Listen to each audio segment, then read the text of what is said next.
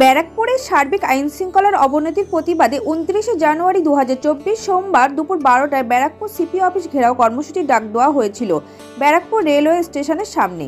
এই কর্মসূচিতে উপস্থিত ছিলেন রাজ্য সভাপতি ও বালুরঘাটের সাংসদ সুকান্ত মজুমদার। উক্ত আইন অমান্য কর্মসূচিতে ব্যারাকপুর সাংগঠনিক জেলার সকল স্তরের কার্যকর্তাদের উপস্থিত থাকার জন্য আহ্বান জানানো হয়েছিল।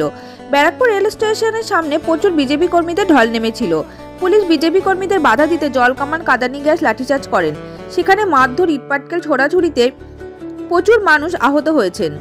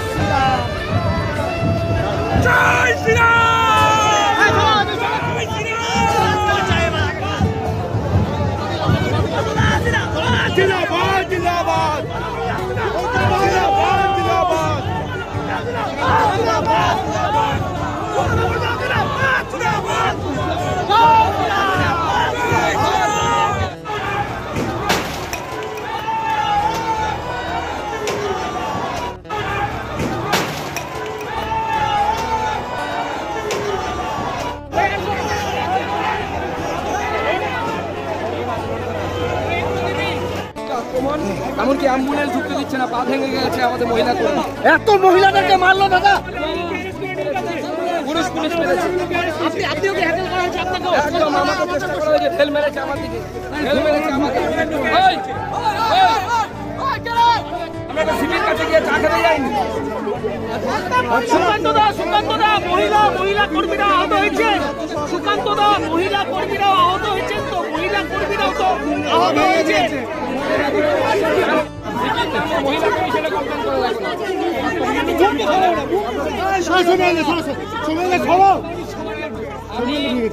এই সিপির নামে অর্জন